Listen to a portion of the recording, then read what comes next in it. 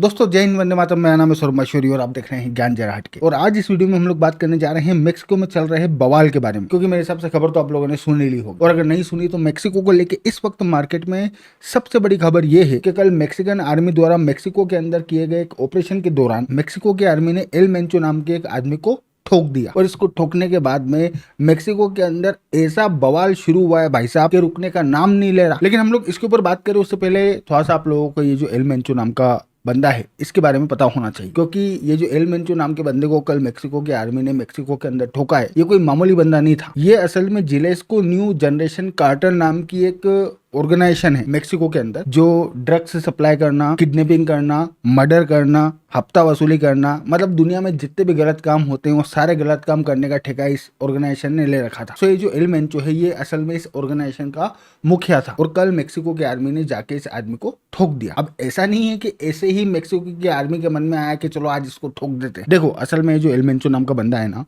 इसकी जो ऑर्गेनाइजेशन है ये कोई आज से ड्रग्स में डील नहीं कर रही। ये काफी लंबे समय से ड्रग्स और तमाम क्रिमिनल एक्टिविटीज में इन्वॉल्व है। और वैसे अगर देखा जाए तो इसका जो मार्केट है वो पूरी दुनिया है। लैटिन अमेरिका की जो कंट्रीज है, European countries, Asian market, African countries, सब जगह इसका माल जाता है। लेकिन इसका जो मेन क्लाइंट बेस है वो है यूएसए। और मैं बार बार यहाँ पे हे शब्द का यूज इस वजह से कर रहा हूं क्योंकि इन कार्टल्स का जिस तरीके का इतिहास रहा है वो इतिहास हमें यही बताता है कि किसी भी मुखिया के मरने के बाद में ऐसा नहीं है कि ये कार्टल खत्म हो जाते हैं और इनका धंधा बंद हो जाता है। इतिहास इस बात का गवाह है कि जब तक क्लाइंट्स की ओर से डिमांड है तब तक सप्लाई करने के लिए एक के बाद एक नए कार्टल्स आते ही रहते हैं। मतलब साल 1993 से पहले तक पाब्लो एस्कोबार नाम का एक बंदा था जो कोलंबिया से अपने कार्टेल को रन करता था। और ये जो पाब्लो एस्कोबार था ये भी कोई छोटा मोटा बंदा नहीं था। ये उस वक्त दुनिया के सबसे बड़े ड्रग कार्टेल को रन किया करता था। मतलब उस वक्त दुनिया में इनलीगल ड्रग्स, कोकेन्स का जितना भी ट्रेड होता था उसका 80% ये कंट्रोल करता था। सो एक दिन कोलंबिया की आर्मी ने जाके इसे ठोक दिया। पहले वो सिवा गिरफ्तार भी किया था लेकिन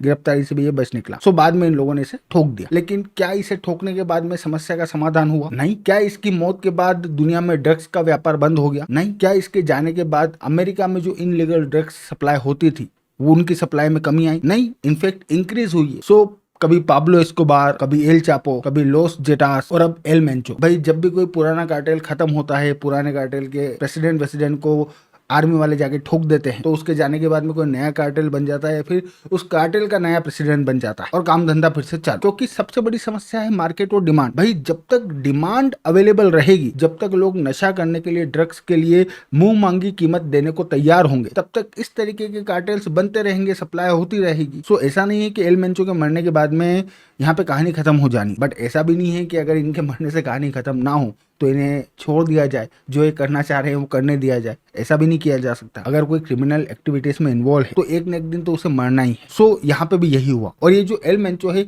एल मेंचो के साथ में सबसे बड़ी खासियत ये है कि ये बंदा ड्रग्स तो खैर सप्लाई कर ही रहा था अलग अलग तरीके की, लेकिन स्पेशली ये फेंटेनिल नाम की जो ड्रग है उसमें डील करता था, जो मेजोरिटी अमेरिका में सप्लाई हो रही थी। और इस ड्रग की वजह से अमेरिका के अंदर अमेरिका की अच्छी खासी आबादी, स्पेशली कॉलेज और स्कूलों में पढ़ने वाले जो यूथ है वो इस फेंटेनिल ड्रग से बहुत ज्यादा एडिक्ट हो रहे थे। सो डोनाल्ड ट्रंप के अमेरिका के राष्ट्रपति बनने के बाद डोनाल्ड ट्रंप की ओर से, अब देखो ऐसा है कि डोनाल्ड ट्रंप के अंदर 50 बुराई हो और हम लोग उसका मजाक उड़ाए, वो सब कुछ जायज है। लेकिन जहां बंदा सही है वहां हम लोगों को बंदे की तारीफ भी करनी चाहिए। और ये जो ड्रग वाला मैटर है इसमें डोनाल्ड ट्रंप ने जो सीरियसनेस दिखाई है वो वाकई में तारीफ के काबिल, क्योंकि डोनाल्ड ट्रंप ने अमेरिका का राष्ट्रपति बनने के बाद ही ये बात साफ साफ क्लियर कर दी थी कि वो अमेरिका के अंदर ये जो ड्रग्स आ रही है, स्पेशली फेंटेनिल नाम की ये जो ड्रग आ रही है, इसकी सप्लाई चेन को ना सिर्फ खत्म करेंगे बल्कि जो भी ये धंधा कर रहा है उसकी भी लंका लगा देंगे। और इसी वजह से जब से डोनाल्ड ट्रंप अमेरिका के राष्ट्रपति बने हैं तब से लेके अब तक लगातार डोनाल्ड ट्रंप की ओर से मेक्सिको की गवर्नमेंट के ऊपर इस बात का प्रेशर बनाया जा रहा था कि वो मेक्सिको से ऑपरेट होने वाले इन ड्रग कार्टेल्स के खिलाफ कार्रवाई करे। और ऐसा नहीं है कि मेक्सिको की गवर्नमेंट कोई अमेरिका वालों के कहने का इंतजार कर रही है। एक्चुअली में इन बेचारों ने पहले भी कार्रवाई करी है। लेकिन ये जो एल मेंचो नाम का बंदा है, इसका जो ड्रग कार्टेल है ये बहुत ज्यादा पावरफुल था और ये लोग मेक्सिको के अंदर बहुत रूथली ऑपरेट करते हैं। जब भी जैसे मेक्सिको की गवर्नमेंट की ओर से इनके खिलाफ कार्रवाई करने की कोशिश की जाती है, मेक्सिको की पुलिस या आर्मी इनके किसी बंदे को पकड़ लेती है, पकड़ने जाती है, तो ये लोग सिर्फ उन ऑफिसर्स के ऊपर हमला नहीं करते बल्कि उस घटनाक्रम के बाद में ये लोग मेक्सिको के अंदर सिविलियन इंफ्रास्ट्रक्चर को टारगेट करना शुरू करते हैं, सिविलियंस को टारगेट करना शुरू करते हैं, आम पब्लिक को मारना चालू कर देते हैं। सो इन लोगों का ये हमेशा का है और ये लोग ऐसा इस वजह से कर पाते हैं क्योंकि इनके पास इनकी खुद की आर्म फोर्सेस है और आर्म फोर्सेस भी ऐसे कोई एंडू चेंडू आर्म फोर्सेस नहीं, ये आप लोगों को दिख रही है, well trained, well dressed, well equipped.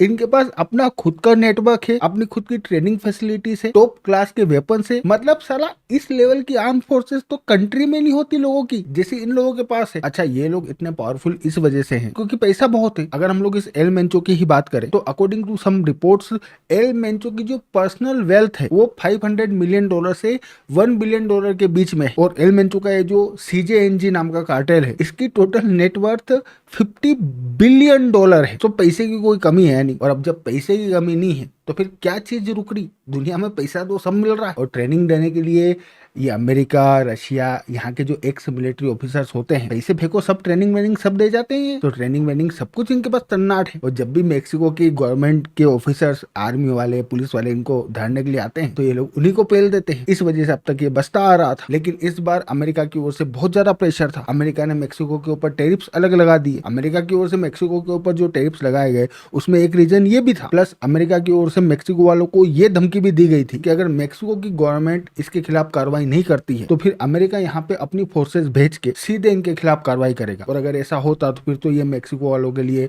और ज्यादा ह्यूमिलेशन वाली बात हो जाती। सो इन लोगों ने कार्रवाई करी। अच्छा, यहाँ आपको ये बात पता होना चाहिए कि ये जो एल मेंचो है, एल मेंचो के ऊपर अमेरिका वालों ने $15 मिलियन का इनाम रख रखा था। प्लस इसका ये जो न्यू जनरेशनल कार्टेल है इसको अमेरिका वालों ने टेररिस्ट ऑर्गेनाइजेशन घोषित कर रखा था। प्लस मेक्सिको की आर्म फोर्सेस की ओर से इस बार ये जो कार्रवाई की गई, ये कार्रवाई उन्होंने कोई अकेले नहीं करी। इस बार उनके पास अमेरिका वालों की ओर से फुल सपोर्ट था। डेफिनेटली अमेरिका ने अपने ट्रूप्स नहीं भेजे, बट अमेरिका की जो खुफिया एजेंसी यानी CIA की ओर से इंटेलिजेंस प्रोवाइड कराई गई, लाइव सैटेलाइट लोकेशंस प्रोवाइड कराई गई और जितने भी अदर इंटेलिजेंस इनपुट है वो अमेरिका की ओर से इन लोगों को प्रोवाइड कराया गया। और उसी के बेसिस पे इन लोगों ने एल मेंचो के खिलाफ कार्रवाई करी, जिसमें भाई साहब का कार्यक्रम हो गया। और अब क्योंकि भाई साहब का कार्यक्रम हो गया है तो मेक्सिको के अंदर भाई साहब के जो छर रहे हैं उन्होंने पूरे के पूरे मेक्सिको को सर पे उठा लिया है। मतलब मैं वीडियोस आप लोगों को दिखा नहीं सकता, लेकिन एयरपोर्ट पे जाके गोलीबारी कर रहे हैं, पेट्रोल पंप को जला रहे हैं, गाड़ियों को फूक रहे हैं, लोगों को मार रहे हैं, गवर्नमेंट ऑफिसर्स को टारगेट कर रहे हैं। इन लोगों की ओर से पूरे मेक्सिको में लोगों को साफ साफ धमकी दी गई है कि रोड पे गलती से भी आ मत जाना, अदरवाइज ठोक देंगे। ये एक कार्टेल के छर्रे एक सरकार को धमकी दे रहे हैं। और स्थिति ये है कि मेक्सिको के अंदर वाकई में डर का माहौल है। अदर कंट्रीज को इंक्लूडिंग इंडिया, मेक्सिको में रहने वाले अपने सिटीजन्स को ये एडवाइजरी जारी करनी पड़ रही है कि भाई घर में ही रहना, बाहर फालतू निकलने की जरूरत नहीं है, निकले तो अननेसेसरी ठुक ठुका जाओगे, कोई मतलब नहीं है इसका। इंटरनेशनल फ्लाइटें कैंसिल हो गई। और सच बताओ आदमी फ्लाइट से मेक्सिको जाके करेगा ही क्या? उतरते ही एयरपोर्ट पे ही खड़े हैं ये लोग, एयरपोर्ट पे ठोक रहे हैं, तो वहां जाके मरे क्या? तो अब क्योंकि इनके बॉस को ठोक दिया है इस वजह से इनका दिमाग खराब चल रहा है। वेपन है ही, ट्रेनिंग है ही, नेटवर्क अभी भी है। अच्छा, और यहाँ पे सिर्फ बात दिमाग खराब होने की नहीं, हम लोगों को थोड़ा सा माइंडसेट भी समझने की जरूरत है। क्योंकि ये जितने भी गलत काम होते हैं, मतलब ड्रग्स की सप्लाई हो गई, हफ्ता वसूली हो गई, रंगदारी हो गई, किडनैपिंग हो गई, ये सब डर के बेसिस पे चलते हैं। और इनके धंधे को बिना रोक टोक चालू रखने के लिए देश के लोगों में, देश की सरकार में, सरकारी अफसरों के बीच में डर का माहौल होना बहुत जरूरी है। मतलब इनके लिए डर होना ही चाहिए। बट कल मेक्सिको की गवर्नमेंट के कहने पे मेक्सिको की आर्मी ने जाके इनके बॉस को ठोक दिया। तो अब जब बॉस को ठोक दिया तो जनता के बीच में तो ये इंप्रेशन जाएगा कि